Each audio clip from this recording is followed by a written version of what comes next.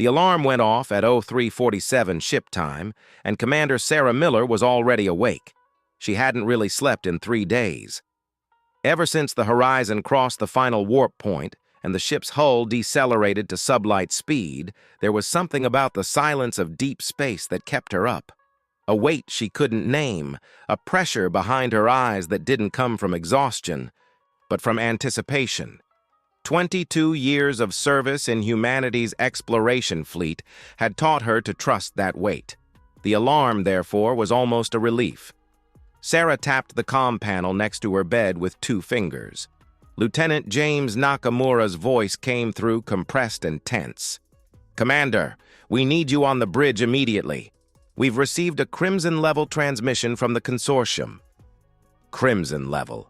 Sarah was already on her feet before he finished the sentence. The bridge of the horizon was an ellipse of holographic panels with a transparent ceiling offering a direct view into the vacuum. Under normal conditions, the sight of 3,000 stars, dense as sand in this region near the galactic core, had the power to paralyze even the most experienced crew members. This time, no one was looking up. All 6 officers on duty were hunched over their stations, faces lit by amber emergency lights, and none of them were speaking. Lieutenant Nakamura met her at the entrance with a tablet in one hand and the expression of someone who had just read their own death sentence. "Show me," Sarah said. "It came in 8 minutes ago. A pan-galactic emergency frequency transmission." Every member of the consortium received it simultaneously. He handed over the tablet. "Us too. Apparently, we were included as observer members right after our formal embassy was accepted last year." The text on the tablet was translated by the ship's universal language system, but the translation had those characteristic irregularities from when the algorithm tried to convert concepts for which English simply had no words. Sarah read slowly. "Crimson level transmission, spiral consortium origin. Permanent Council, Nexus, 7 Station. Recipients, all members and observers. Subject, confirmed class extinction. Gravitational anomaly data collected by the Duvari, Velthiani, and Syrinx monitoring networks. Over the last 40 stellar rotations confirm the following. The trajectory of M31, Andromeda, has undergone a statistically impossible acceleration of natural cause. The approach velocity has increased by 340% relative to the historical vector established over the last 200 Urzaran monitoring cycles. Current projection, if acceleration is maintained, first contact between the outer stellar halos of the 2 galaxies will occur in approximately 1/200 human solar cycles, not in 4 billion years, in 1/200 years. Emergency convocation of the Grand Council is in effect. All ships within a 40 light-year radius of Nexus 7 must divert course immediately, top priority." Sarah read the document twice, then a third time, paying specific attention to the numbers, looking for a translation error, a calibration glitch, anything that would make it make sense within the parameters of the physics she knew. There was no error. "Dmitri?" she said without looking up from the tablet. Chief Engineer Dmitri Volkov spun in his chair. He was a broad-shouldered man with completely white hair, 38 years of service, and a professional calm that Sarah had tested on at least 12 different occasions. This time, even he looked slightly pale. "I'm already running the numbers," he said. "If the data is correct, and all 3 independent consortium networks confirming at once makes it very hard to doubt, we're talking about a force that doesn't exist in nature. An artificially generated gravitational tidal force of a magnitude I'd rather not try to calculate before a cup of coffee." "Artificial," Sarah repeated. "Artificial," Dmitri confirmed, with the flat inflection of someone stating a fact they wished weren't true. Dr. Amara Osei raised her hand from her astrophysics station with the precision of someone in a classroom. It was a gesture completely inappropriate for the situation, and for that very reason, it was what cut through the tension on the bridge like a knife. "Commander," she said, "if someone is moving Andromeda, However that's possible, we need to understand who has the technology to do it. Because in my assessment, the only civilization the consortium mentions in its historical archives as having operated on a merged gravitational scale is the Duvari, Nakamura said. A heavy silence settled over the bridge. The Duvari were the reason it had taken human diplomats 7 years to convince the consortium to accept Earth as an observer member.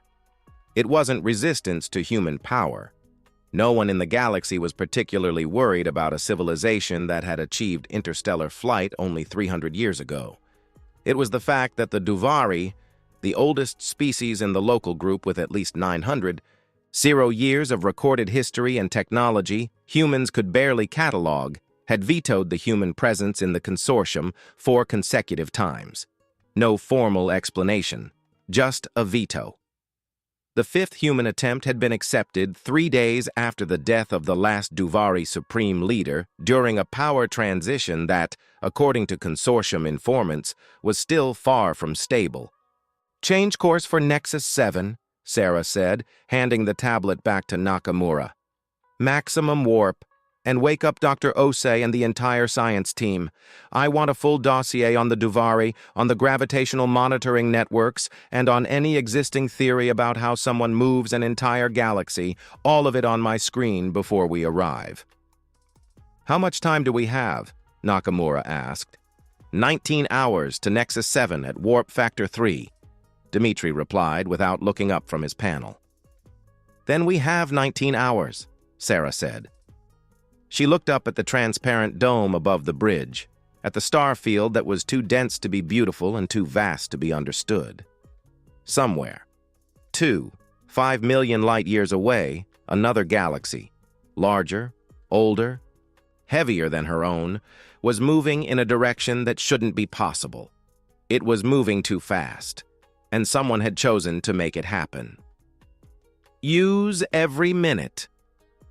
Nexus 7 station was visible on the long-range display as an irregular point of light 3 hours before they arrived, a complex so large that its artificial gravity created a detectable field at a considerable distance.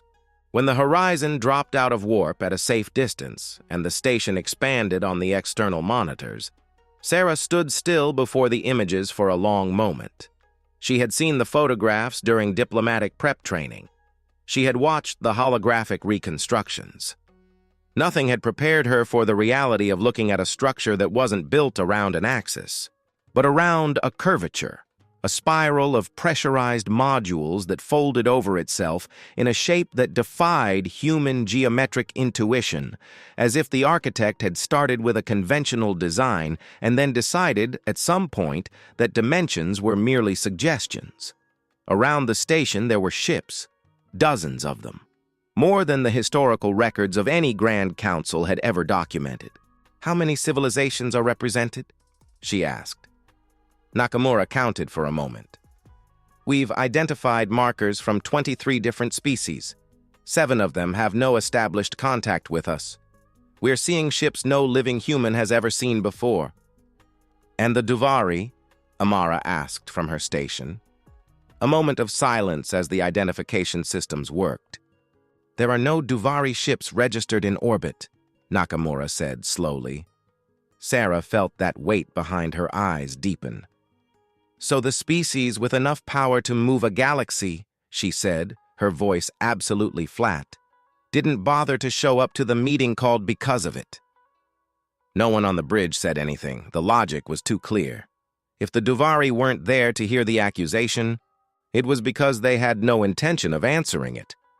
The station's communication system lit up with a docking request, and the voice of the traffic controller, a Velthiani creature with a vocal apparatus that turned every word into something close to a musical chord, sounded with a formality that barely disguised the urgency.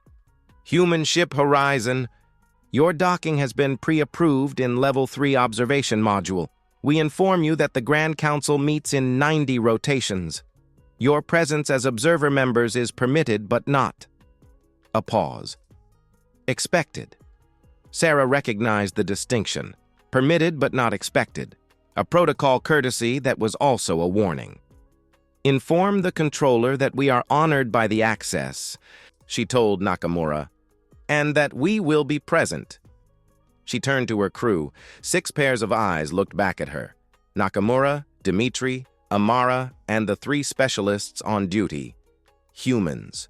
Fragile, with hollow bones and chaotic metabolisms and 80-year lifespans in a galaxy that lasted billions of years. And yet, they were here. "We are observers," she said. "But observing doesn't mean staying quiet.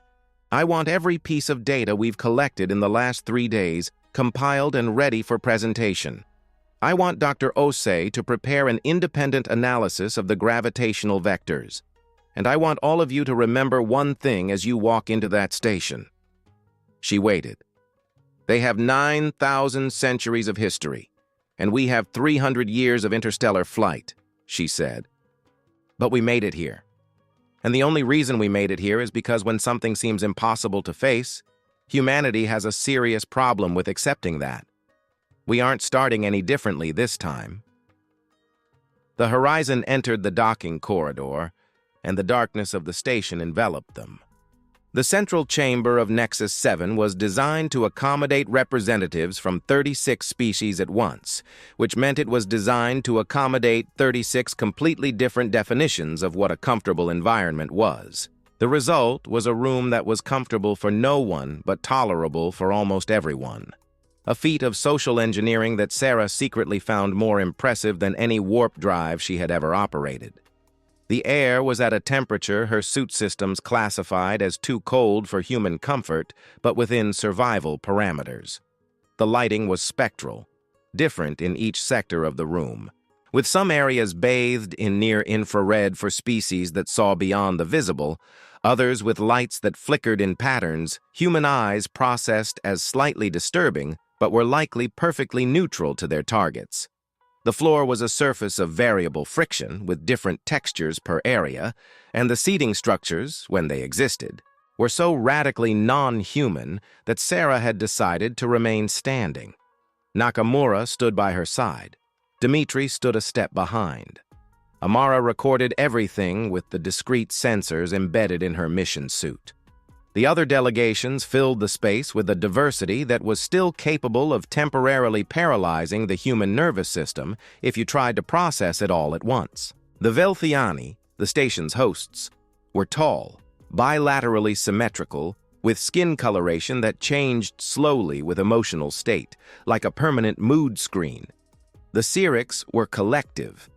A Syrics delegation wasn't an individual, but a swarm of smaller organisms that formed different structures depending on what they were communicating. The Theric arrived in pressure cylinders because their home planet had gravity 3, 7 times stronger than Earth's, and Sarah felt an unexpected affinity for creatures that needed special equipment just to exist in an environment that wasn't their own. The first representative's chair was empty. The Grand Council had waited for a quorum for 12 of the 90 rotations promised by the traffic controller.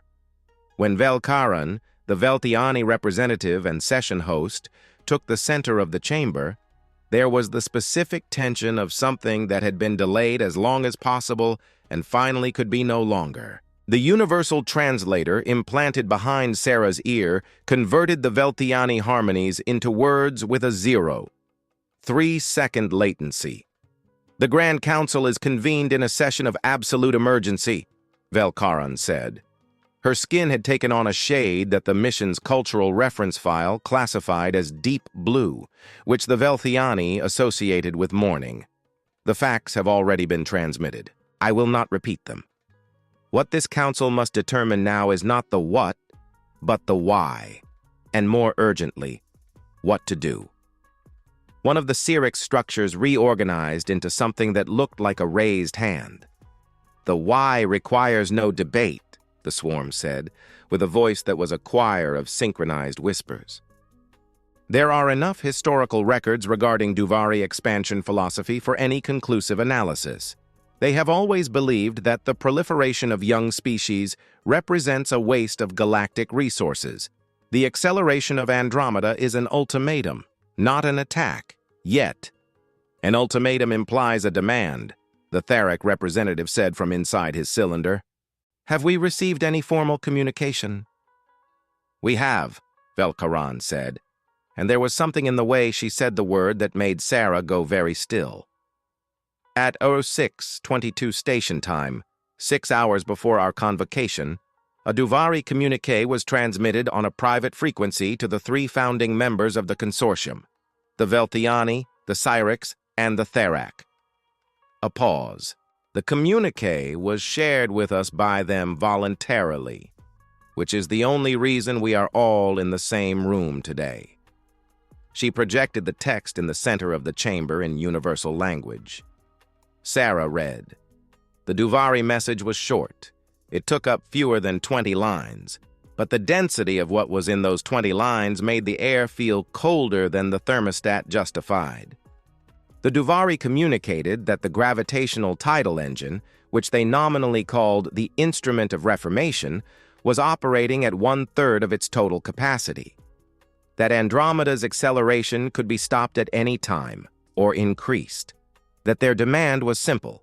The species of the local group must accept Duvari organizational authority over the distribution of habitable systems, the regulation of new species technological development, and the management of navigation routes.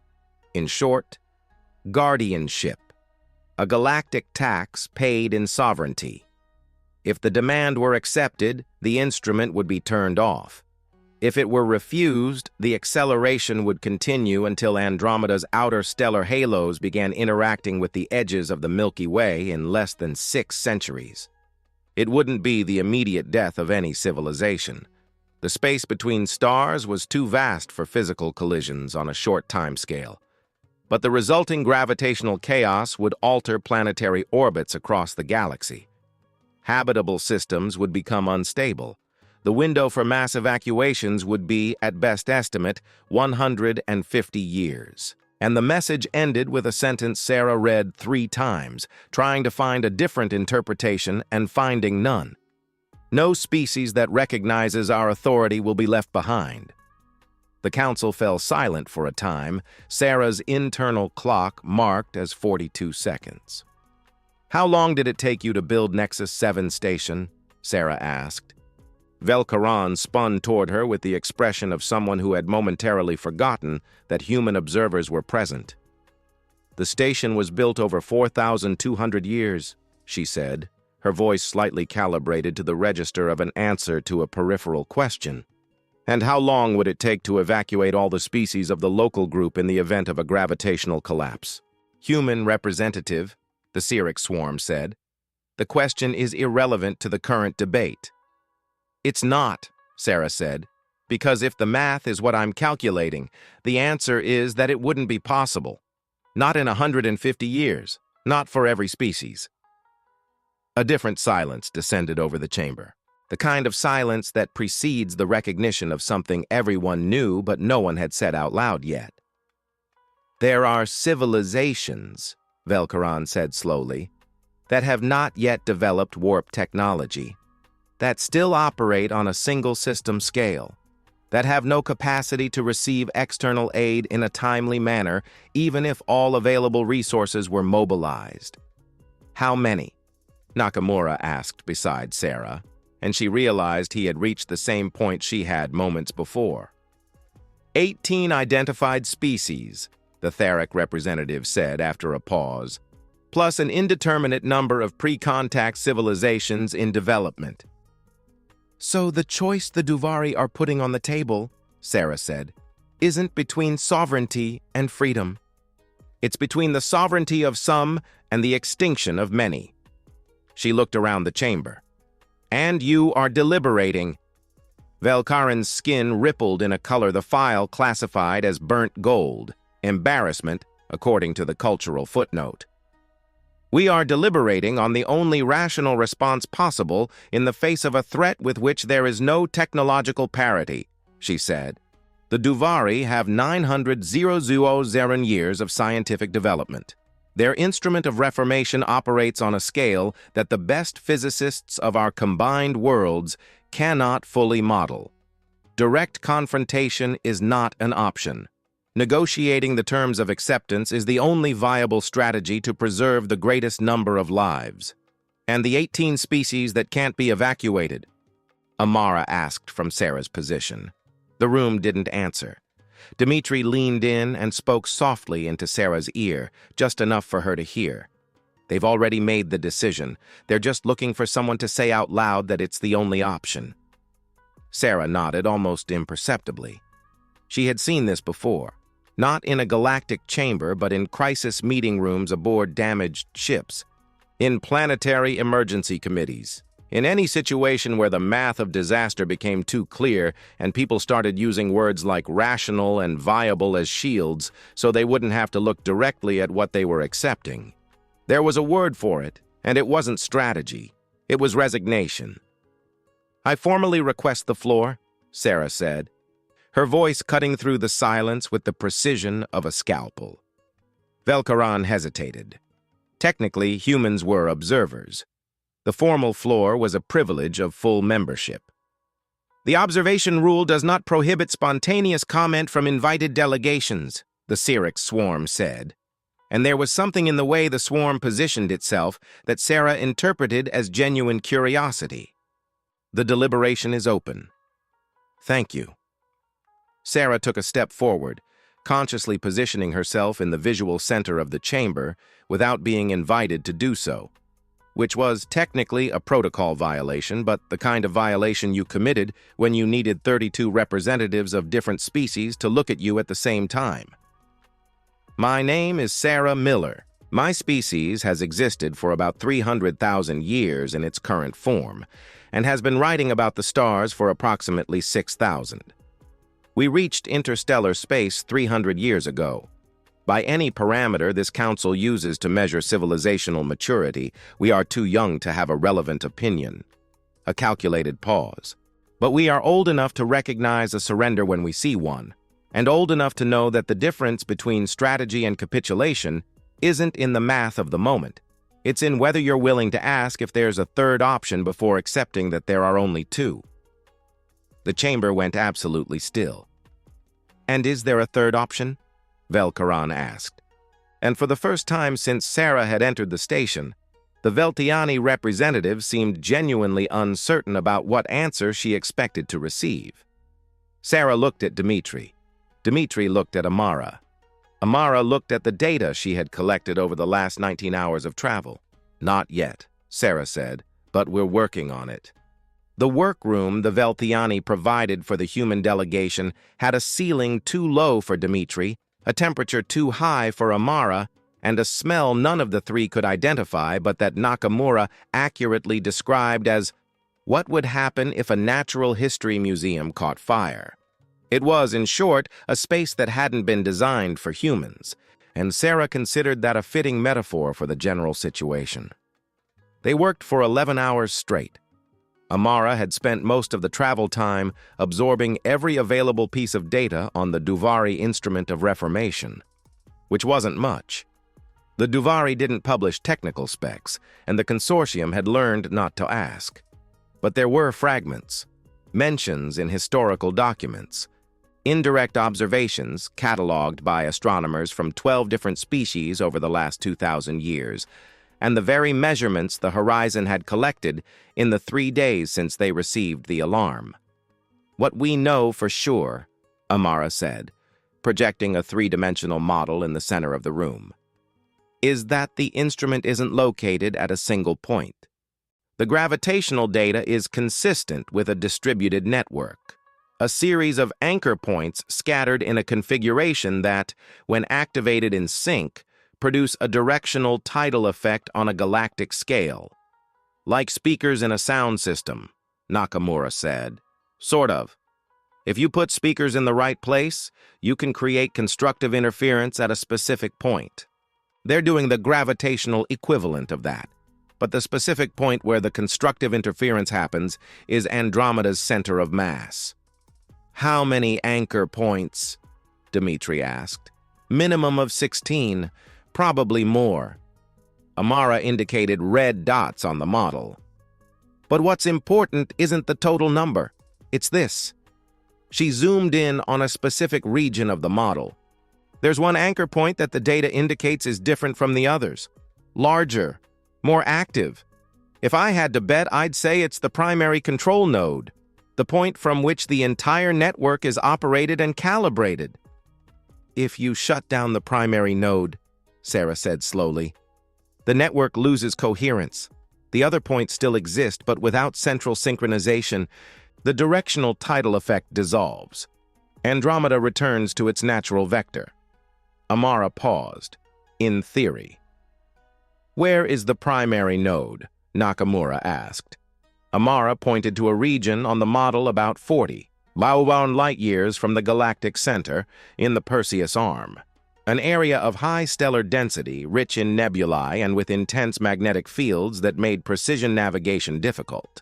Exactly the kind of place you'd put something you didn't want anyone to find. The distance is calculable, Dmitri said. At warp factor 4, the horizon gets there in 6 standard weeks. The problem isn't distance. The problem is that it's Duvari property, Sarah said. The problem, Dmitri corrected, is that when the Duvari realize someone is going there with intentions other than sightseeing, they'll intercept us with technology that has 900,000 years of development over ours. A pause. But you said a minimum of 16 anchor points, Sarah said to Amara. Those other points, where are they? Amara understood before she finished the sentence. Scattered across the galaxy, including 2 in the Orion Arm. A moment as she checked the data. 118 light-years from here, another 42. And if someone shuts down one of those secondary nodes instead of the primary one, Nakamura asked, the network wouldn't collapse, but... Amara worked on the calculations for a moment. But it would alter the constructive interference pattern enough that the tidal effect would lose precision. Andromeda wouldn't return to its natural vector, but the acceleration would significantly decrease. It would buy time. Time for what? Dmitri asked. Sarah stared at the model for a long moment. There was a type of reasoning she had learned not in military academies or crisis training, but at 19 in the third-floor apartment window of her family in New Orleans, looking at the street after 3 days of flooding without the government sending help. She had learned that the difference between situations that had a solution and situations that didn't wasn't the size of the problem. It was whether you were willing to act with the resources you had while looking for the resources you needed. Time for the wrong conversation to become the right one, she said. She grabbed the tablet and left the workroom. Velkaron was exactly where Sarah expected to find her, on the high-level observation deck, looking at the ships in orbit around the station. The Velthiani, according to the mission's cultural dossier, processed difficult decisions by looking at open horizons. It was something Sarah had noted and filed away as potentially useful. Representative Miller, Velkaron said without turning. Her skin had that burnt gold color again. The session has been suspended for 24 rotations for internal deliberation by the delegations. There is no official agenda I can include you in at this time. I know, Sarah said. This is an unofficial conversation. Velkaron turned. She was taller than Sarah by nearly 16 inches, and there was a quality in her eyes, which were lateral with panoramic vision, like the eyes of an enlarged bird, that Sarah had learned to interpret as concentrated attention, masked as distance. Your proposal in the session was... Velkaron chose her words carefully. Received with interest mixed with considerable skepticism. I know that too. The Syrinx calculated the probability of a viable third option at approximately 3%. The Therac didn't use percentages, but their representative used an idiom the universal translator rendered as baseless hope. 3% is still different from 0%, Sarah said. Representative Miller. Velkaron's skin darkened to a blue that was somewhere between mourning and something the file classified as exhaustion. The Velthiani have existed for 400,000 years. In our history, there were 3 moments when we faced threats of a civilizational scale. The first 2, we faced with strategies considered risky and survived with significant losses. In the third, We did what rational analysis indicated was the only viable option. A pause. We lost 16 billion Velthiani before the situation resolved itself through factors outside our control. Sarah stayed quiet. I learned, Velkaran said, that rational analysis has a fundamental problem. It can only work with what exists. It can never model what hasn't been invented yet. So you're listening? I'm listening. Velkaran's skin did something the file hadn't cataloged, a rapid oscillation between blue and an almost pure white that the cultural reference system simply marked as a question mark. What has your delegation discovered? Sarah explained. Not the whole plan, because there wasn't a whole plan yet.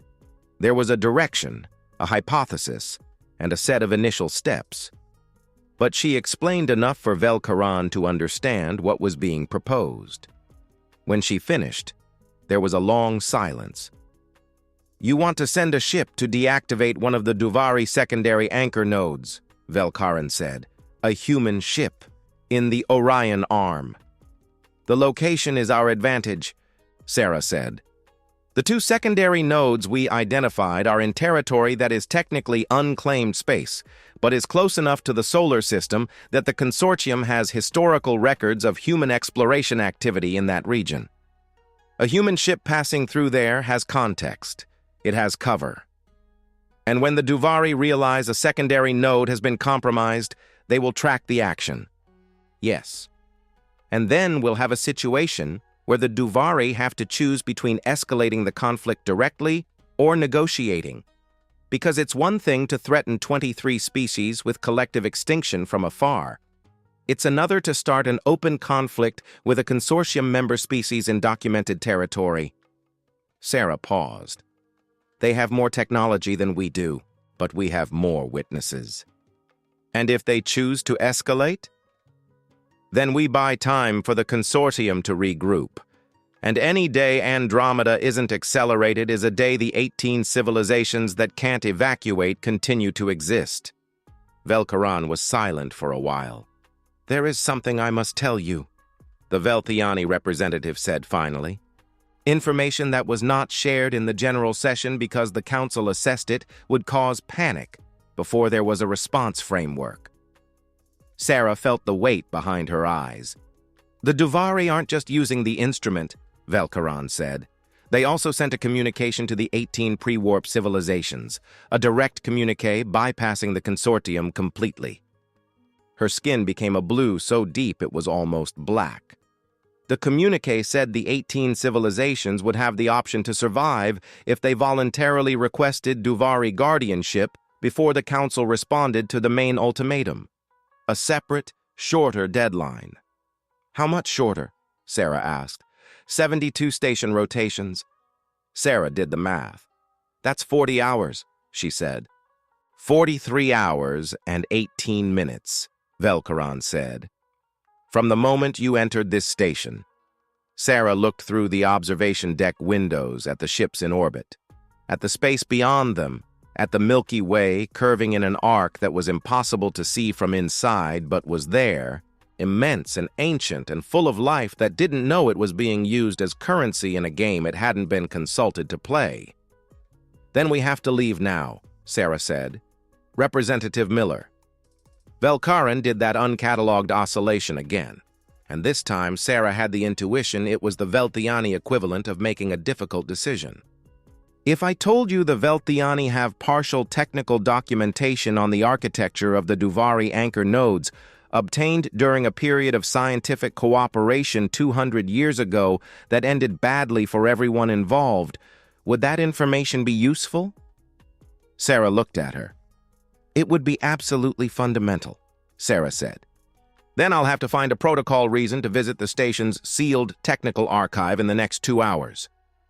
Velkaran's skin stabilized in a shade the file after a moment of processing, identified as determination. Go prepare your ship, Representative Miller, and see if you can figure out how to solve the remaining problem. What remaining problem? How to have 2 humans operate Duvari technology that no non-Duvari being has operated before. in a system with magnetic fields that will interfere with most of the equipment the horizon carries, without a map and without any guarantee that what Dr. Osei modeled corresponds to what actually exists there. A pause. Other than that, Velkaran said, and there was something in the modulation of her voice that the universal translator identified, with apparent surprise, as dry humor. It seems fairly straightforward. The nearest secondary anchor node was 18 light-years from Nexus 7, in a region human exploration maps cataloged as the Kappa 7 system, a zone of high magnetic activity around an aging red dwarf that had produced throughout its history 2 rocky planets and a considerable amount of metallically rich asteroids that no civilization had bothered to mine, because the navigation conditions were the kind that made engineers look at the data, then at their own careers, and then back at the data with a very specific expression. Dmitri had that expression the moment the horizon dropped out of warp 2 systems away, and he received the first full reading of the environment.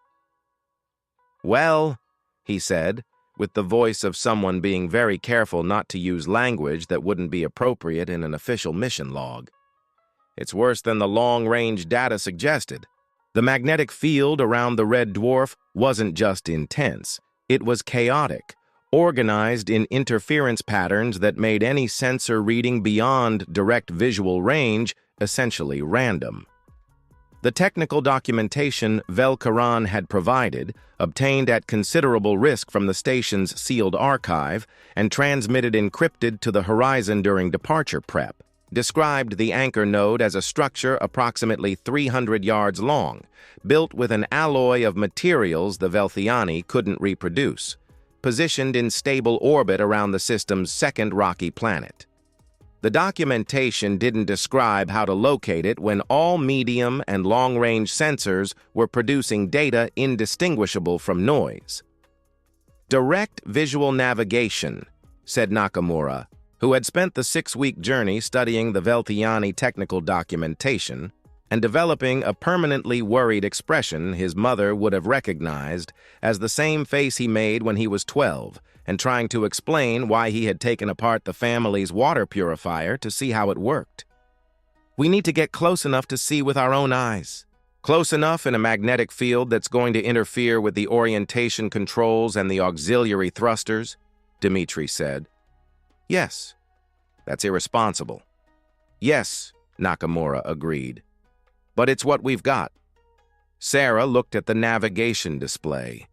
The red dwarf pulsed on the optical sensors like an aging ember, and around it, the magnetic field was visible not because magnetic fields were visible, but because there was enough plasma being ionized and reconfigured that the horizon's optical system painted the region in a kind of blue-purple haze that looked, if you were in a specific frame of mind, beautiful.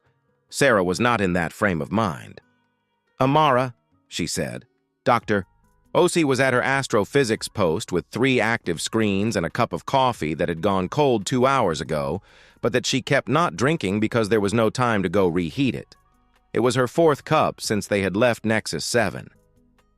During the last stop at the station, one of the Velthiani scientists had approached Amara with the polite hesitation of someone who had a question they feared was discourteous, and had asked what that dark liquid humans consumed in regular quantities was. Amara had explained caffeine, its effects, the ideal preparation temperature, and the differences between extraction methods with the efficiency of someone answering a question they had answered before. The Velthiani scientist had asked to see the biochemical data, and then stood in a revealing silence for a moment before saying, with diplomatic care that couldn't completely hide the shock, that it was technically a neurotoxin in sufficient dosages, and that the way humans routinely used it as metabolic fuel was one of the most disturbing pieces of information he had received in his current research cycle. Amara had thanked him and asked for another cup. "I'm triangulating with the optical data," Amara said now. "The magnetic field is chaotic but not random. There's an underlying pattern, I think. And if the anchor node is in stable orbit around the second planet, The only orbital position that stays stable in a field like this is inside a zone of minimum magnetic turbulence, a valley, essentially, in the field's terrain. Can you identify that valley? I'm trying. Give me 20 minutes. We have 19 hours before the Duvari deadline for the pre-warp civilizations, Sarah said. Then give me 20 minutes and the rest is maneuvering. Sarah turned to Dmitri. The deactivation modules we prepared, are they ready? The Velthiani documentation had included, beyond the architectural data, a detail that every consortium engineer apparently knew and that no one had found relevant to mention until Vance remembered. The Duvari anchor nodes had a physical calibration interface, a manual access point built during the era of scientific cooperation 200 years ago, when the Duvari still performed joint maintenance with the Velthiani. The access point had been sealed from the outside after the cooperation ended, but the interface itself remained intact inside the structure. The interface used a communication protocol that the Velthiani had documented, and which, with a considerable level of adaptation that had consumed half of David's travel hours, had been translated into a system that the Horizon's hardware could, with cautious optimism, operate. The modules are ready, David said. They will either work or they won't, depending on variables I can't control without seeing the actual structure. This documentation is 200 years old. Tech from 2 centuries ago. The Duvari don't update what doesn't need updating, Sarah said without looking up from the screens. They are 900,000 years old. A civilization that old that is still functioning didn't get that way by changing what isn't broken. That's optimistic. It's observational. Maya stared at the blue-purple haze on the display. There was something that had been bothering her for hours, and only now did she have enough mental space to articulate it. Why the closest node? She asked aloud. Miller turned to her. What? We have 2 secondary nodes in range. One 18 light-years away, one 42. We chose the closest for obvious reasons of time. But I want to know why they placed a node of their control network 18 light-years from Earth. A silence fell over the bridge. The Duvari monitor humanity, Sarah said, and there was a quality in her voice of someone reaching a conclusion they weren't entirely happy with. According to consortium records, they vetoed human entry 4 times. They know who we are. And they placed an anchor point close enough to our system that any sufficiently advanced long-range sensor on our side could detect it. They know we can find it, Miller said. And they didn't care, David added. Or, Maya said slowly, they counted on it. Another silence, heavier this time. A trap, Miller said.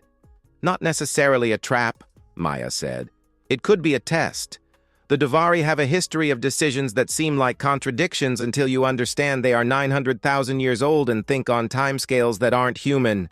They vetoed our entry into the consortium 4 times. They accepted us on the 5th. They placed a node close enough for us to detect. They sent an ultimatum they knew would provoke exactly the kind of response we're having. You think they wanted us to come, Sarah said. I think I don't know. And not knowing is the most honest problem we have right now. Maya paused. What I do know is that the 18 civilizations that can't evacuate have 17 hours before they are given a deadline to accept tutelage or face extinction. And that is real regardless of any other variable. Target located, Sarah said. Orbital position confirmed, and... A brief pause. Oh, what is it? I'm seeing the node. Visually. On the long-range optical sensors, Sarah expanded the image. It's not 1,000 feet. The structure that appeared on the display was not the discrete, nearly invisible object the 200-year-old documentation described. It was a construction that stretched for miles, a geometry of angles that looked wrong in ways that were hard to articulate, as if its dimensions didn't agree with each other. Surfaces of a material so dark it absorbed light across a wider spectrum than anything the Horizon had ever catalogued. It was ancient, visibly, structurally ancient in a way that went beyond appearance and created a kind of weight in the observation, like looking at a mountain. "This was built much more than 200 years ago," David said. "Does the calibration interface still exist?" Maya asked.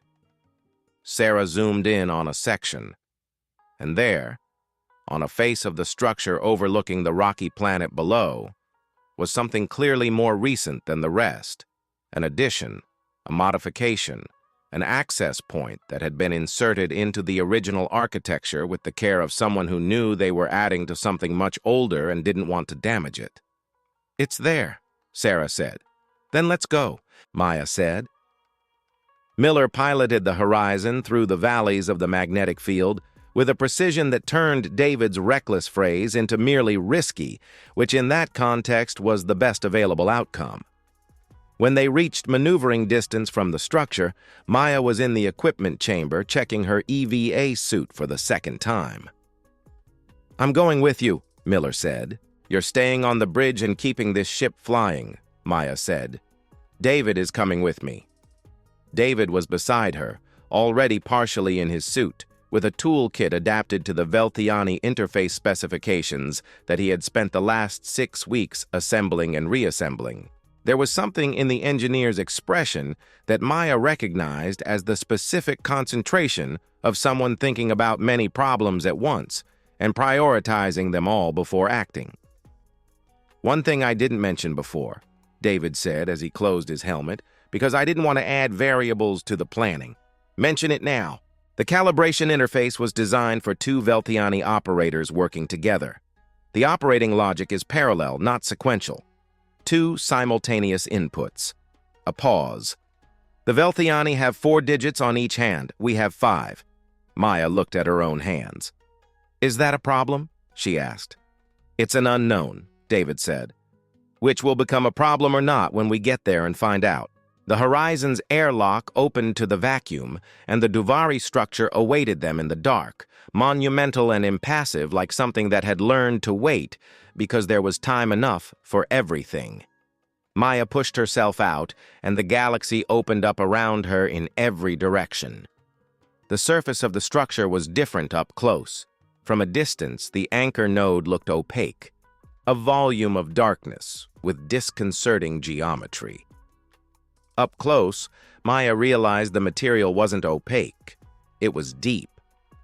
There were layers within the surface, patterns that receded into dimensions her eyes tried to follow and then gave up, like trying to focus on something moving in a direction that wasn't any of the 3 available. She deliberately looked away and focused on the immediate task. The access point was 140 feet along the southern face of the structure, following a marker that the Velthiani documentation had identified as a specific alignment of micro-reliefs, a pattern that only made sense if you knew what you were looking for. David had memorized the pattern during the trip and found it in less than 3 minutes, which Maya mentally classified as an excellent result given that the surrounding magnetic field was making their suits emit interference alerts with worrying regularity. "Here," David said.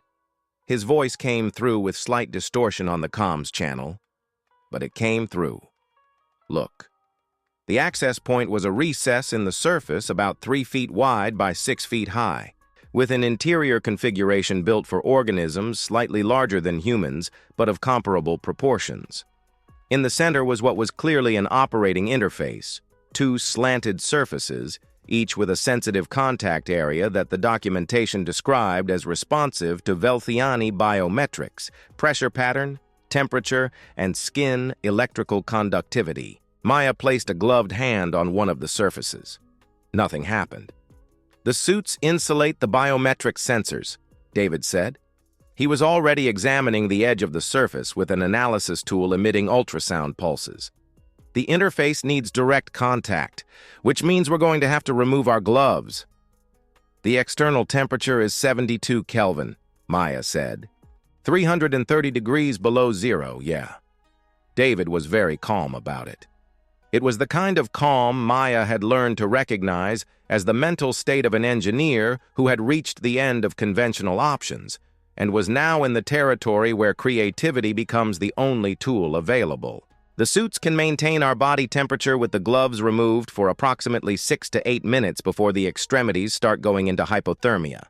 Our hands specifically, 6 to 8 minutes. But we have the additional problem of biometric contact. David indicated the sensitive contact area. This interface was calibrated for 4 digits. We have 5. The pressure pattern will be different. Will the system reject the input? The system will interpret it as an unusual input, which could result in rejection. It could result in an error. It could result in it trying to adjust the protocol to the received pattern, or it could result in it doing something completely different that neither of the 2 reference documents I have can predict. A pause. The only way to know is to try. Maya looked at the interface, then at David, then at the structure around them, that ancient, impossible thing being used as a link in a chain choking entire galaxies. "When I was a kid," she said, as she began to remove her right glove with the careful movements of someone who knows what they are doing is irreversible for a few hours. "My grandmother had a 40-year-old sewing machine that was constantly breaking in new and creative ways. And she fixed it every single time, with a toothpick, with a hair tie, with the kind of confidence that comes from knowing a system so well, you know the solution doesn't have to be pretty to work. That's a very specific philosophy for the present moment," David said, removing his own glove. "It's the only philosophy we have." The cold was immediate and absolute. Not pain yet, but the complete absence of heat in a way the nervous system registered as urgent information before any other interpretation. Maya placed her right hand on the contact surface. David placed his on the other. The interface did nothing. 5 seconds. 10. Maya felt the cold begin the transition from absence to presence, a sensation on its way to pain, but not quite there yet. "The system is reading," said David, who had a diagnostic tool connected to the edge of the interface. "It received the biometric input. It's processing. How much processing time? I don't know. This part of the documentation is ambiguous." "Ambiguous how?" "Ambiguous as in, the records do not cover the system response time under non-standard input conditions." "Which is exactly our case. 20 seconds. The pain arrived as predicted, not sharp, but deep, the kind that comes not from a cut, but from deprivation." David. Still processing. From the horizon, Miller had monitored every second. His voice came over the comms with a control so careful, Maya knew he had the telemetry data in front of him, and the data told him exactly what she was feeling. "Commander, 2.5 minutes. I'm counting," she said. And then the interface lit up, not with light, with vibration. A resonance she felt in her palm, then her wrist, then moving up her arm, not unpleasant but entirely alien, as if the structure were trying to communicate in a language that didn't use sound or light, but pressure. A language the size of planets. "It's responding," David said, and there was something in his voice that Maya would later identify as awe. The system recognized the inputs as biologically valid, and it's adjusting. It's recalibrating the protocol for 5 digits in real time. Is that even possible? Apparently, it's what's happening. The holographic display that had slept inside the interface woke up in a language that wasn't Velthiani and wasn't anything either of them recognized. A sequence of shapes and patterns likely designed for minds that processed information fundamentally differently than humans or Velthiani. "I can't read this," Maya said. "Me neither. But this part I can." David indicated a zone of the display with his chin because his hands were occupied. "The system is showing the network structure, the anchor points, the synchronization configuration." A pause. "And this area here is likely the amplitude control. Likely, 90% likely." "Miller," Maya said over the comms, "are you seeing what the system is transmitting? I'm receiving the feed." Sarah is analyzing. 45 seconds later, which was 45 seconds longer than Maya had planned to spend with her gloves off, Sarah's voice came through. "I can work with this. The data structure is strange, but it has a consistent internal logic. The control David identified as amplitude is the node, a pause of intense work. Maya, if you can navigate 3 layers deep into that interface, there's a setting that looks like a temporal sync anchor. If I'm right about what it is, and I'm 85% confident, deactivating it won't just reduce the node's amplitude. It will desynchronize this node from the phase pattern of the entire network. What does that mean? It means we won't just reduce the effect, we'll introduce a discordance into the entire constructive interference pattern, like removing an instrument from an orchestra right in the middle of a piece. The other instruments keep playing, but the harmony they were creating together vanishes. Andromeda stops accelerating. Andromeda starts decelerating, because without the constructive pattern, the individual forces of the other nodes start interfering with each other destructively. How much time until the Duvari deadline? Maya asked. 13 hours and 40 minutes, Miller said. And how much time before the commander's hands enter irreversible hypothermia? David asked, with the voice of someone asking the most important question of the meeting. You have approximately 90 seconds of safety before I strongly recommend immediate withdrawal, the suit's medical system said, with an interface cordiality that didn't match the content. David, Maya said, I'm already navigating.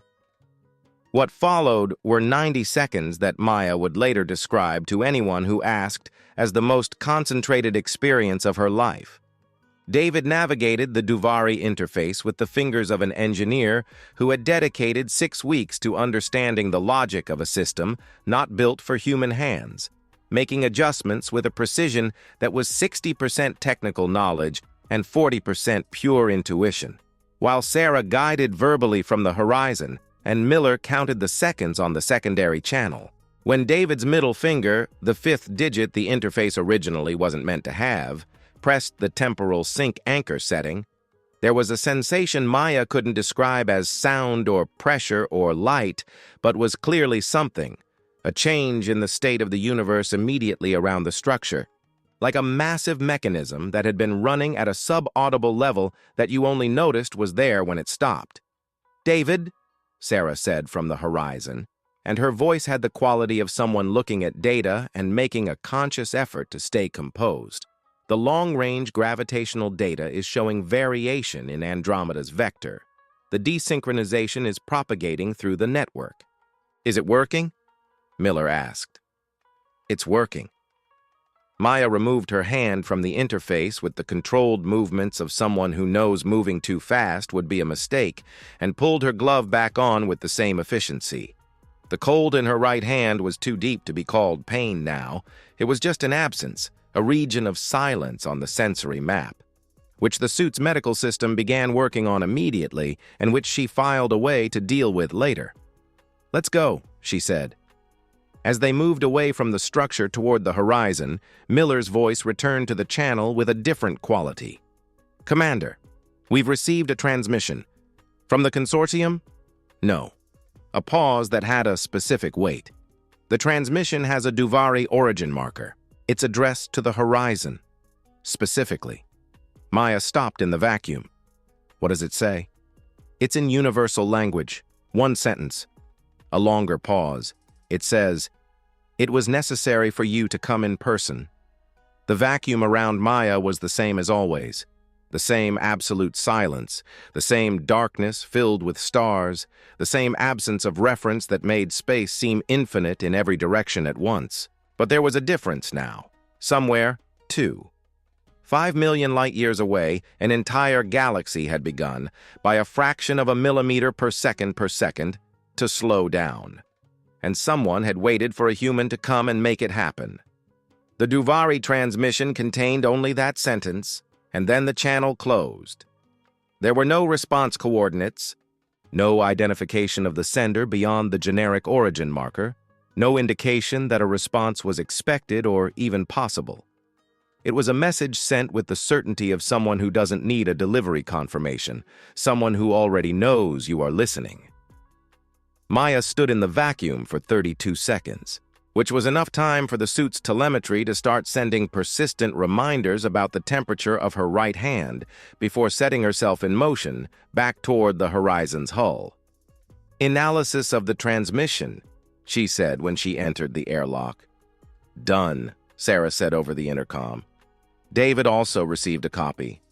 The sentence is simple in structure, but the sending protocol is interesting. It was transmitted from a location I've triangulated as the primary control node, which means they were monitoring operations 18 light-years away in real time. They knew we were here. They knew before we arrived, almost certainly. The airlock completed its cycle and the inner door opened. Miller was on the other side with an expression that mixed relief with the very specific version of confusion that comes not from a lack of data but from too much data that doesn't organize into a recognizable pattern yet. "The Andromeda data," Maya said, while removing her helmet. "The desynchronization is propagating. Sarah projects that in 3 to 4 hours, the reduction in acceleration will be measurable enough for any consortium monitoring system to confirm. In 12 hours, the acceleration will have dropped to less than 10% of the value that triggered the alarm. And regarding the deadline for the pre-warp civilizations, 11 hours and 20 minutes remaining, enough time, with a margin, for the consortium to transmit data confirming the change before the deadline expires." Maya nodded slowly. "But the message bothers you," Miller said. "It wasn't a question."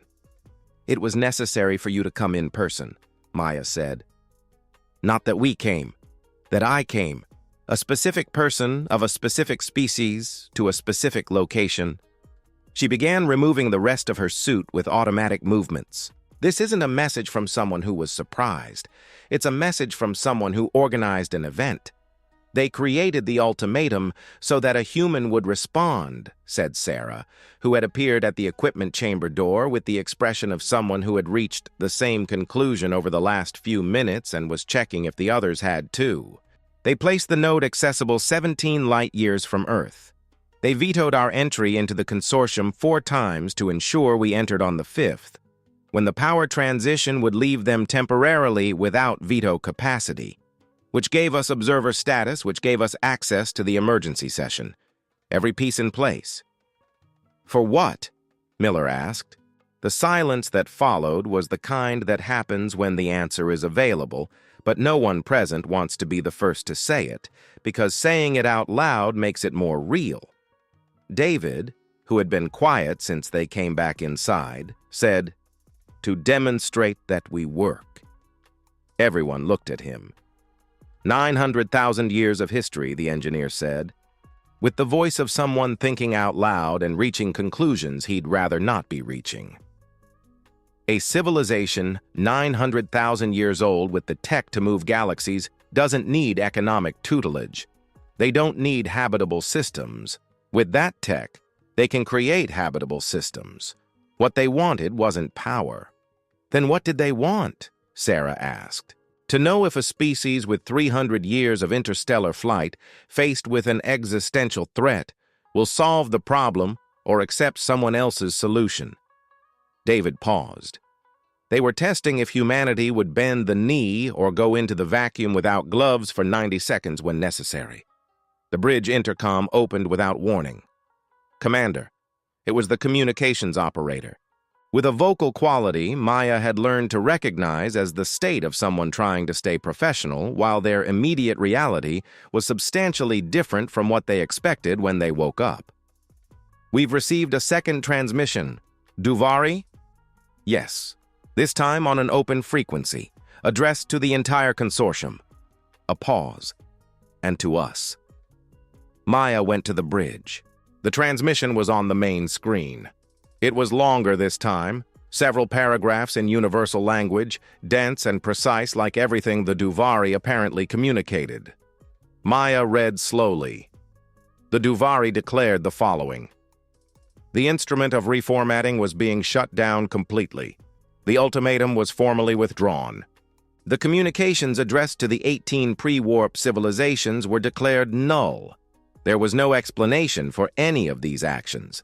The transmission ended with a single paragraph that Maya read 3 times. During 200 cycles of monitoring, We have observed the Milky Way develop civilization after civilization that reached a threshold of technological capacity and was then consumed by it. Development is one thing. The wisdom to know what to do with it is another.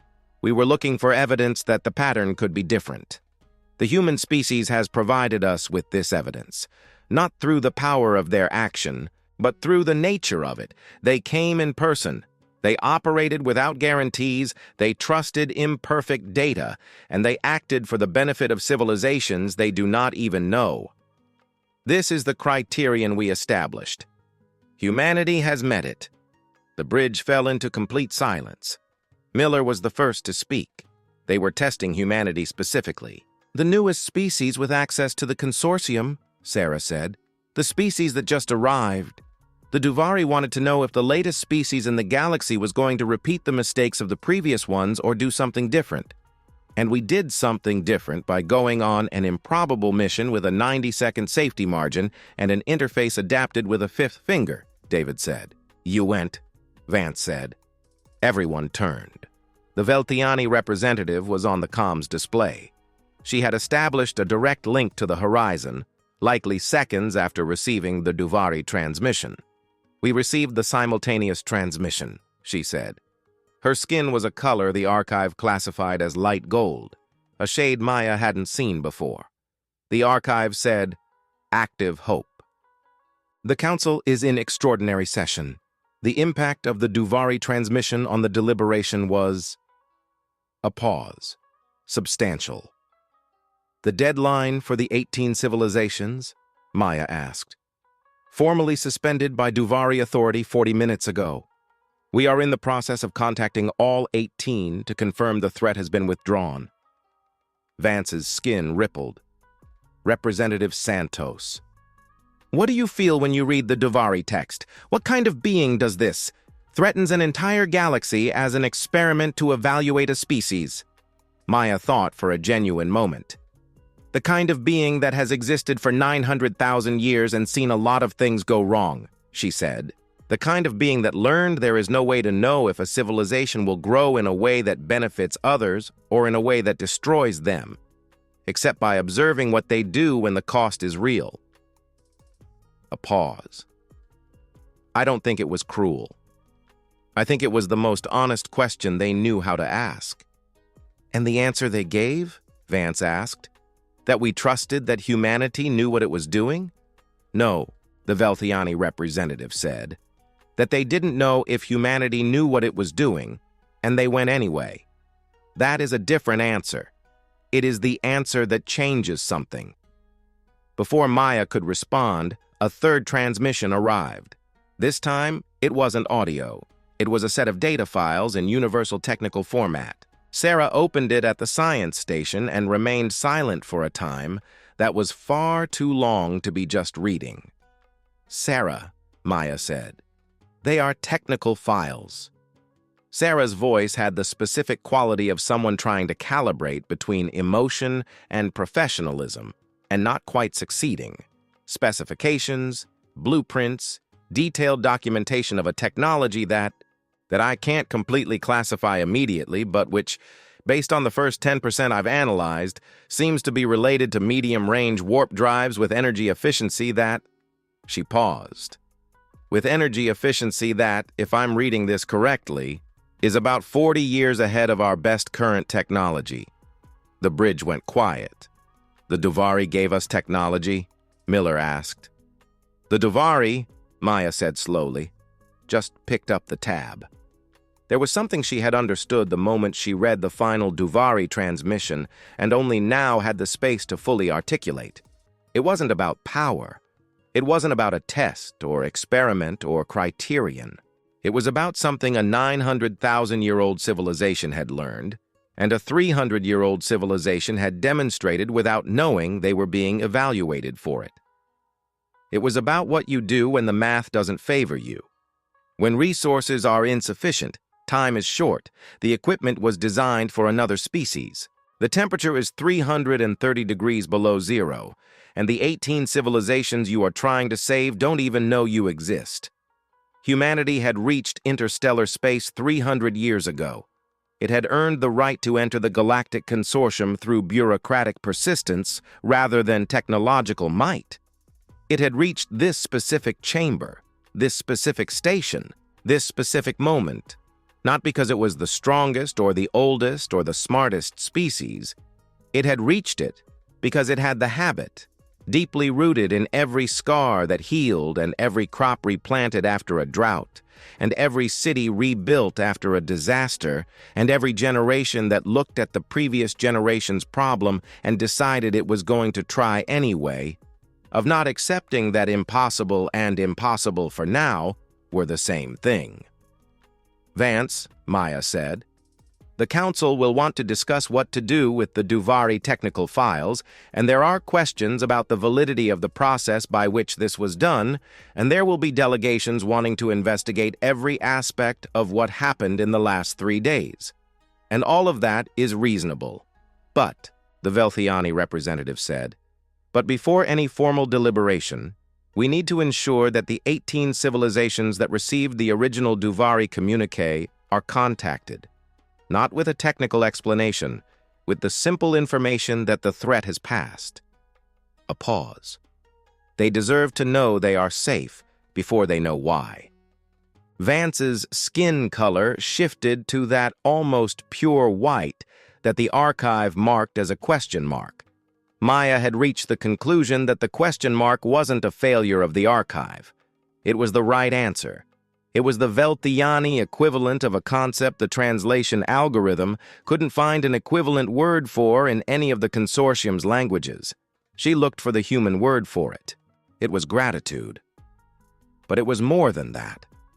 It was the recognition that the thing you saw happen wasn't an accident or a necessary consequence of power or technology, but a choice.